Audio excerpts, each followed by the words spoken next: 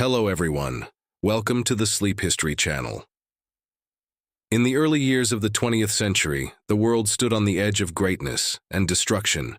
Cities were glowing with electric lights for the first time. Factories roared with machines that could produce more than ever before. Empires stretched across continents, and nations believed they had reached the peak of human civilization. But beneath this shining surface, something dark was growing. A world divided by Pride Europe, the heart of global power at the time, was not at peace. It was simply waiting. Four massive empires dominated the world: the British Empire, the French Empire, the German Empire, the Austro-Hungarian Empire. Each one was powerful. Each one was proud.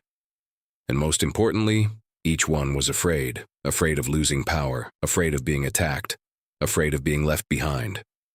So they began to prepare. The silent arms race factories that once built tools and trains began producing weapons, guns, cannons, and battleships.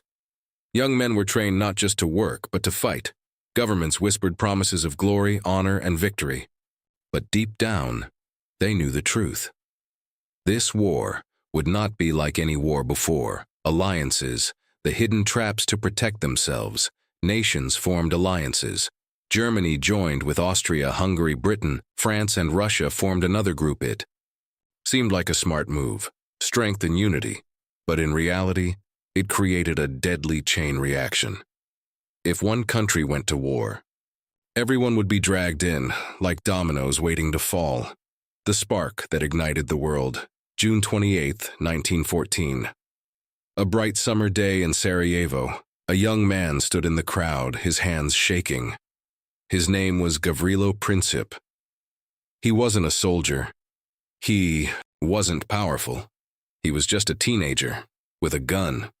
Passing through the streets in an open car was Archduke Franz Ferdinand, the heir to the Austro-Hungarian throne. He represented power, authority, control. And to Gavrilo, he represented oppression. In a moment that would echo through history, he pulled the trigger.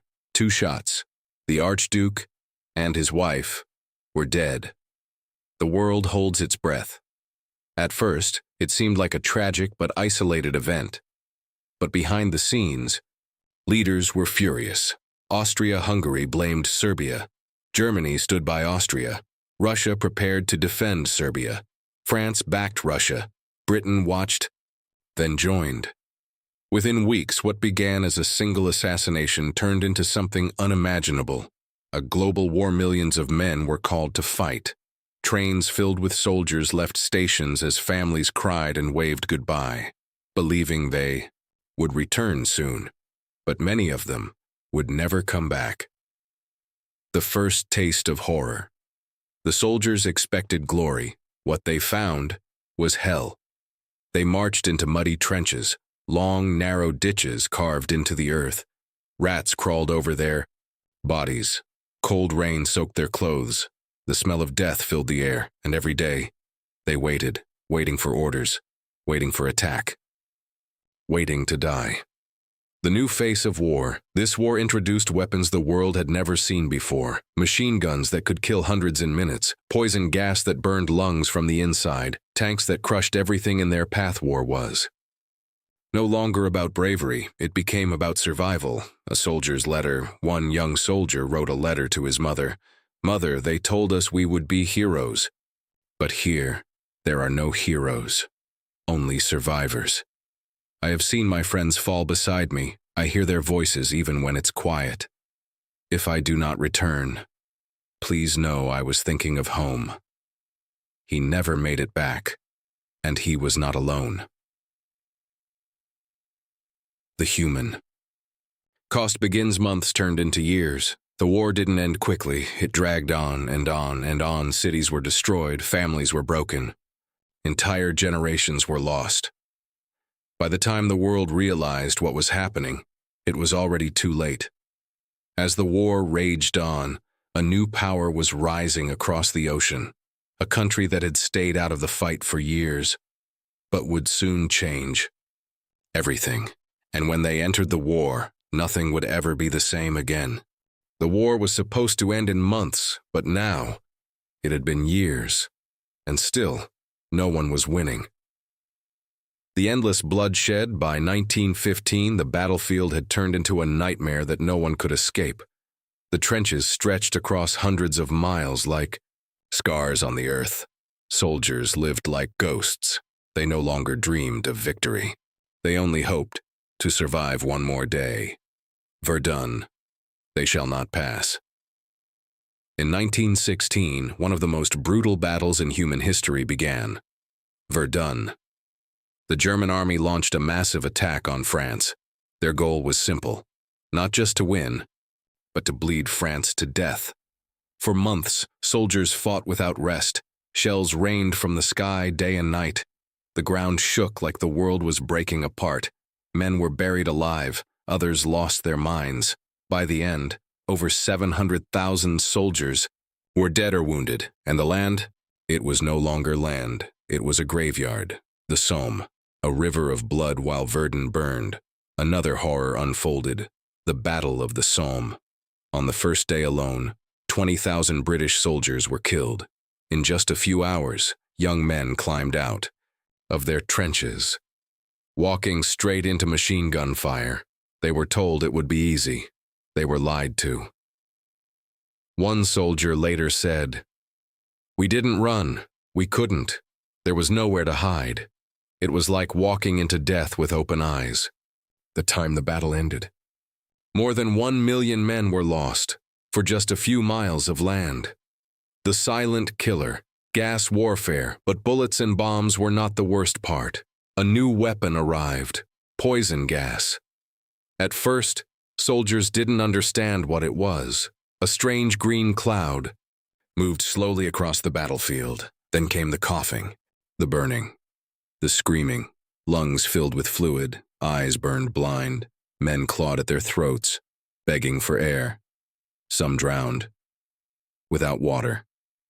Gas masks were introduced later, but for many, it was already too late. The breaking of the human mind. Not all wounds could be seen. Thousands of soldiers began to shake uncontrollably. They couldn't speak. They couldn't sleep. They heard explosions, even in silence. This was called shell shock, but at the time, people didn't understand it. Some called these men cowards, some punished them. But the truth? They were broken by something no human should ever experience. A war that reached every home. This wasn't just a war of soldiers anymore. It became a war of nations. Factories worked day and night. Women replaced men in jobs for the first time. Food became scarce. Families waited for letters that never came. Every home felt the war. The turning point, a new giant. Awakens across the ocean, a powerful nation had been watching, the United States.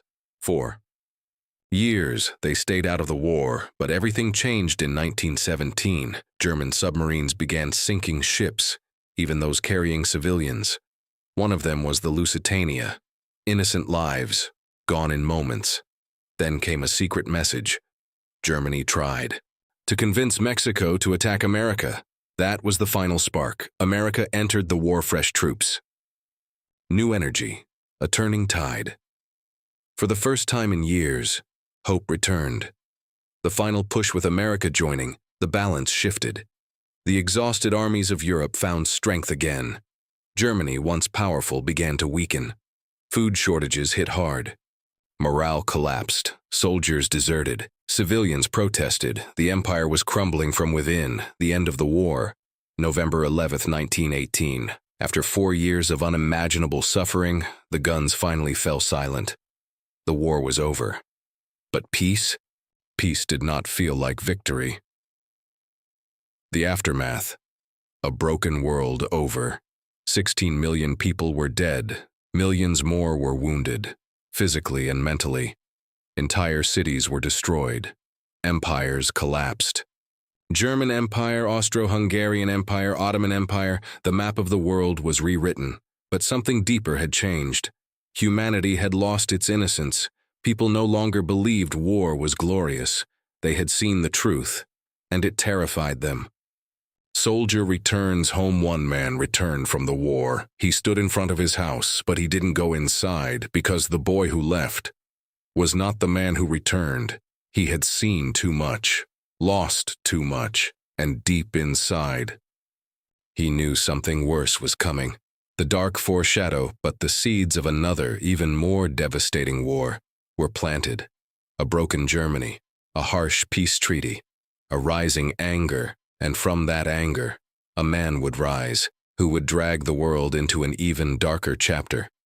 The guns had finally gone silent, but the world was not at peace.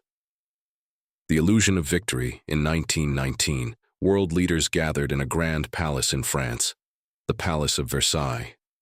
They came with one goal, to ensure that such a war would never happen again.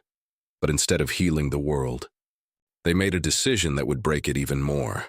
The treaty that humiliated a nation, Germany, the defeated nation, was forced to sign the Treaty of Versailles. It wasn't a negotiation, it was punishment. Germany was blamed for the entire war. They were forced to pay massive war reparations, lose large parts of their land, reduce their army to almost nothing, accept full responsibility for millions of deaths for the German people. This wasn't peace. It was humiliation, a deep wound, one that would not heal. A nation in pain. After the war, Germany fell into chaos. Money lost its value. People carried bags of cash just to buy bread. Families starved. Pride turned into anger. Hope turned into desperation. And in that darkness, people began to look for someone to blame. The rise of a voice in the middle of this broken nation. A man began to speak. His words were powerful, emotional, dangerous. His name was Adolf Hitler. He didn't promise peace. He promised revenge. He told the people, Germany was betrayed. We were not defeated, we were stabbed in the back. I will restore our pride, and people listened, because when you have nothing left, anger becomes easy to believe. From words to power, Hitler wasn't just a speaker, he was a strategist. Slowly, he built a movement. Step by step, he gained power. Until one day, he became the leader of Germany, and once he had control, everything changed. The world ignores the warning. Hitler began rebuilding the army. He broke the rules of the treaty. He took back lost lands. Other countries saw it. They knew it was dangerous. But they did nothing. They were tired of war. They wanted to believe. Peace would last, but peace built on fear never survives. The second storm begins. Germany invaded Poland, and just like that, the world was at war again. A second, even more devastating war. The true cost of the First World War. It didn't just kill millions, it created the conditions for something worse. World War II. More deaths, more destruction, more suffering. All because the peace after the First War was not truly peace. The lesson humanity learned, too late.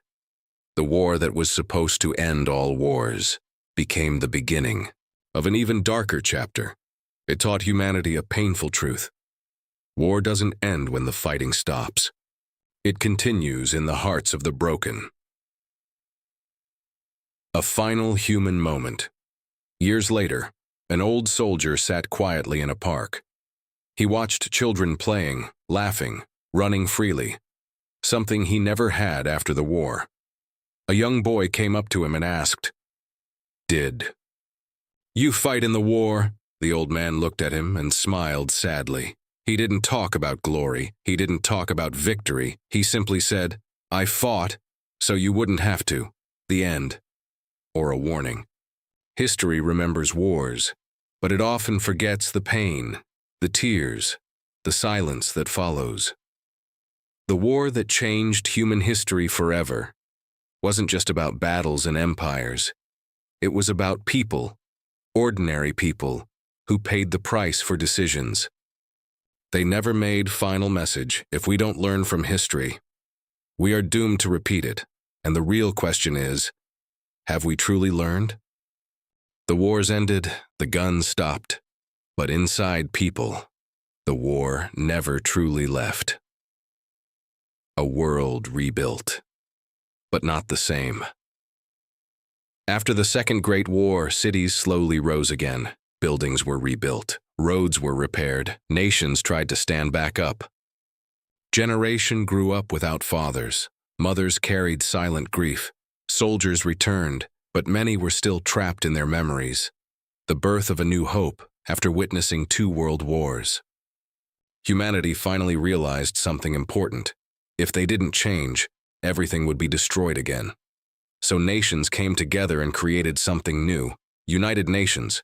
Its purpose was simple: prevent future wars, encourage peace, protect human rights. For the first time in history, the world tried to work together. The Cold War, a different kind of fear, but peace didn't last the way people hoped. 2 superpowers rose: United States, Soviet Union. They didn't fight directly, but they prepared, built nuclear weapons, created tension, spread fear across the world. This was called the Cold War, a war without bullets, but with the power to destroy everything. The most dangerous moment.